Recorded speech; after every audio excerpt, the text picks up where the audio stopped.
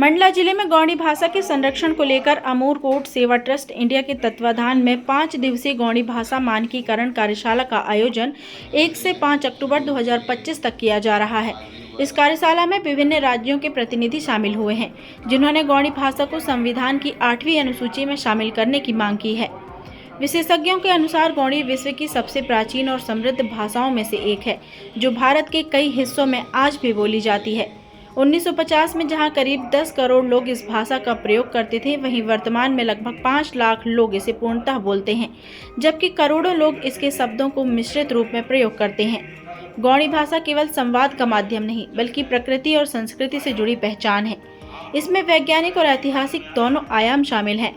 विशेषज्ञों का मानना है कि गौड़ी भाषा भारत की सांस्कृतिक धरोहर है, जिसे संविधान में स्थान देकर उसे उसका उचित सम्मान दिया जाना चाहिए। मंडला से महेशमती लाइव के लिए दीपक जाट की रिपोर्ट। मैंने सोचा क्यों ना मैं अपनी गाड़ी, अपने तन बदन, पहनावा, हर चीज को इसमें पूर्ण रूप से जब तक नहीं दूंगा, मैं अपने समाज के लिए अर्पण अपने आप को नहीं मानूंगा। तो सल्ला गागरा को मैंने दिल्ली में जब था तब मैंने बनवाया। उस समय में हम लोग लड़ाई लड़ रहे थे डॉक्टर हीरा अलावा के साथ जेएस के माध्यम से। तब भी मैं वर्दी पहना था, परंतु मैं भी उस जेएस में शामिल हुआ। जब से हम नेता हैं ऐसी बात नहीं, परंतु आज जिस प्रकार से समय और हालत इतना बदल गए हैं, जिसके लिए हम आज पूरे स्टेटों से आप लोग सभी लोग आए अपनी भाषा, अपनी संस्कृति इसको बचाने के लिए। इसके लिए मैं आप सभी लोगों का बहुत बहुत आभार, अभिनंदन करता हूं। इस नर्मदा नगरी मंडला में आप लोग आए और आप अपने साथ जरूर इस संदेश को लेके जाएं कि हमको कैसे भी किसी भी तरह से इस लड़ाई को दिल्ली तक पहुंचाना है, जहां हमारी बोली भाषा को एक दर्जा मिल सके। ये भी एक बहुत कठिन समस्या है। मैं देखता था, हम दिल्ली में ड्यूटी करते थे। बदलने वाले युग में हम अपनी गौड़ी संस्कृति, गौड़ी भाषा को यहीं छोड़ के नहीं लाना है। इस गौड़ी संस्कृति को हमको आगे बढ़ाना है। इन्हीं शब्दों के साथ मैं आप सभी का हार्दिक अभिनंदन और धन्यवाद देता हूँ। थैंक यू, धन्यवाद। को 8वीं अनुसूची में शामिल करा के रहेंगे। गौड़ी भाषा को 8वीं अनुसूची में शामिल करा के रहेंगे। गौड़ी भाषा को 8वीं अनुसूची में शामिल करा के रहेंगे।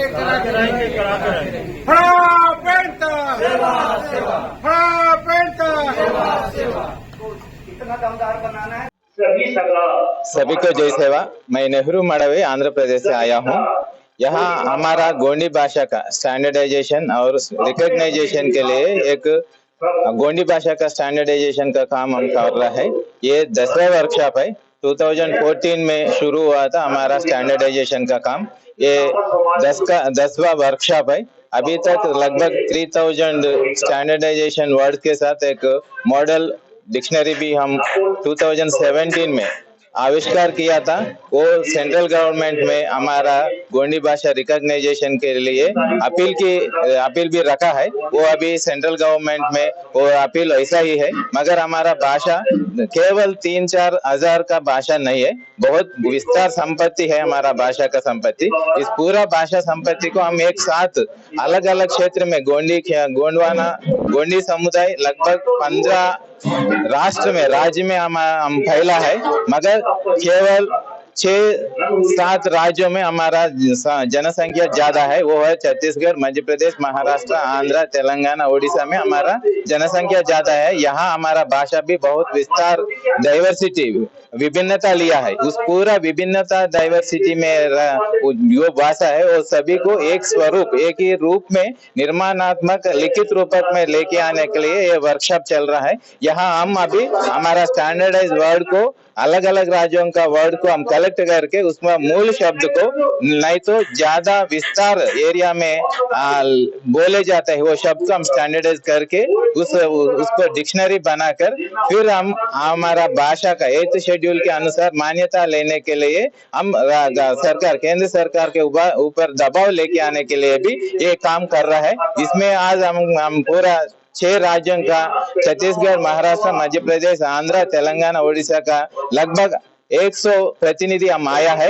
लगभग आज से शुरू 5 दिन तक यहाँ मंडला में रहकर हम वर्कशॉप करेंगे, वर्ड्स को कलेक्ट करेंगे, वर्ड्स को स्टैंडर्डाइज करेंगे और इस वर्कशॉप को आगे भी लेके जाने के लिए हम तैयार है। नेक्स्ट वर्कशॉप छत्तीसगढ़ में कांकेर में होगा और आंध्र में होगा और तेलंगाना में होगा। ये जल्द ही हम लगभग 20 से 50 वर्ड्स को हम स्टैंडर्डाइज करने के लिए मकसद लेके हम काम शुरू किया है।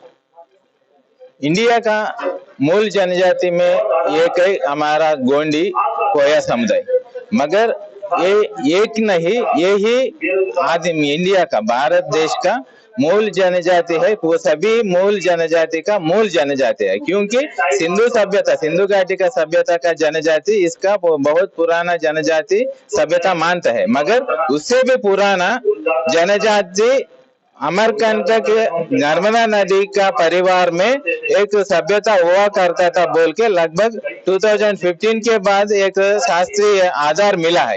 ये गोंडी का इलाका है, अमरकंटक बोले तो गोंडी का इलाका है। गोंडी कोया जनजाति ही इस देश का मूल जनजाति है। ये इधर उधर फैलाते फैलाते अलग अलग आइडेंटिटी आया है। पूरा इंडिया का आदिवासी समुदाय का मूल जनजाति है गोंड। इसलिए हम आज इंडिया सरकार बाहर जाके यूनेस्को में आदिवासी जनजाति दिवस के लिए सिग्नेचर करके आता है, मगर अभी तक यहाँ आदिवासी जनजाति दिवस को अधिकार से मनाते नहीं, रिकॉग्नाइजेशन भी नहीं देते। उतना ही नहीं, आज इस दुनिया में आदिवासी का और सेंट्रल इंडिया में गोंडी समुदाय का संस्कृति, भाषा, आइडेंटिटी, जीवन विधान अलग अलग विलुप्त होते जा रहे हैं। मगर इस सरकार, केंद्र सरकार, राज्य सरकार भी आदिवासी समुदाय का कल्चर को, अस्मिता को, अस्तित्व को, ज्ञान को अब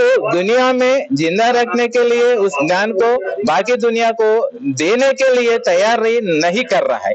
क्योंकि एक जनजाति का अस्मिता बचाना है तो, संस्कृति बचाना है तो भाषा ही उसका माँ है। भाषा में ही ज्ञान होता है, भाषा में ही संस्कृति होता है, भाषा में ही जीवन विधान होता है, भाषा से ही नेक्स्ट पीढ़ी को दे सकते हैं। मगर भाषा को जिंदा रखने में, संस्कृति को जिंदा रखने में, जनजाति को जिंदा रखने में यहाँ का राज्य सरकार नहीं तो केंद्र सरकार उतना ध्यान नहीं दे रहा है। इसीलिए हमारा बजट है, हमको लिए एक रिकॉग्नाइजेशन है, एक डिपार्टमेंट है, मगर हमारा अभिवृद्धि, डेवलपमेंट ही नहीं, हमारा कम से कम हमारा रिसोर्सेस, हमारा अस्तित्व को हम बचा नहीं पा रहे। इसलिए इस वर्कशॉप से हम ये भी मांग कर रहे हैं कि केंद्र राज्य सरकार को हमारा भाषा को रिकॉग्नाइजेशन देना है, हमारा संस्कृति को रिकॉग्नाइज देना है, हमको हम बचाने के लिए पूरा सपोर्ट हमको देना है। जो ट्राइबल वेलफेयर डिपार्टमेंट है, जो ट्राइबल वेलफेयर का निधि है, वो पूरा हमारे अनुसार, हमारा रीति रिवाज के अनुसार, हमारा जीवन विधान के अनुसार खर्च करने के लिए केंद्र सरकार, राज्य सरकार तैयारी होना चाहिए। यही हमारा अस्मिता का अस्तित्व को बचाते हैं, ये हम मांग कर रहे हैं। आज हम आदिवासी गोंडी धर्मशाला महाराजपुर मंडला में उपस्थित हुए हैं। यहाँ पर 10वां गोंडी भाषा गोटुल की कार्यशाला आयोजित की गई है। तो सभी 6-7 राज्यों के लोग यहाँ पर आए हुए जो समाज की चिंता करते हैं और गोंडी भाषा के लिए बहुत चिंतित हैं, जो कि आज आजाद भारत के 80 साल होने के बावजूद भी एक गोंडी भाषा को मान्यता नहीं मिली।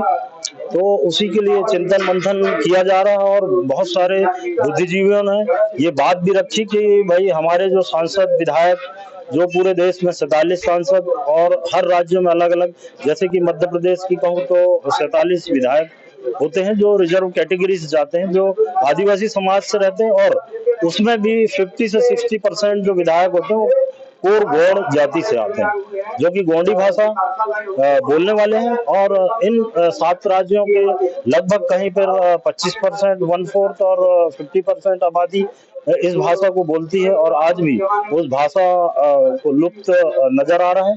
जैसे कि हमारी एक दो पीढ़ी का ऐसा गैप आ गया है, जो बीच में शिक्षित होकर या तत्कालीन और वर्तमान सरकारों से पीड़ित होकर उस भाषा को छोड़ते जा रहे हैं, और जैसे जैसे शिक्षा और शहरों की ओर आए तो उस भाषा को भूलते जा रहे हैं। तो यह चिंता का विषय है, क्योंकि अपनी अपनी संस्कृति, परंपरा, भाषा को जीवित रखने के लिए एक लड़ाई लड़नी पड़ रही है, जो कि गोंड जनजाति जो है, गोंडवाना लैंड से लेकर आज तक, क्योंकि इस अगर यह नाम पड़ा है और ये जाति का नाम पड़ा है, तो कहीं ना कहीं यह 60 करोड़ वर्षों का इतिहास होगा तभी। और इतने लंबे और प्राकृतिक भाषा, जो कि प्रकृति से जो आवाजें, टोटम और इतनी पुरानी लैंग्वेज, यह भाषा को आज तक 8वीं भाषा में, 8वीं अनुसूची में, संविधान के 8वीं अनुसूची में लागू ना होना एक चिंता का विषय है, जो कि मैं आग्रह उन सभी बुद्धिजीवी और समाज के जो जितने भी संगठन है और सामाजिक व्यक्ति और जो प्रतिनिधित्व कर रहे हैं, सभी से यह आग्रह करूंगा आज यह आदिवासी धर्मशाला के मंच से, कि इस भाषा के लिए सब एक होकर लड़ाई लड़ें और इस 8वीं अनुसूची में लागू करें। यही मेरा आग्रह है सामाजिक संगठन।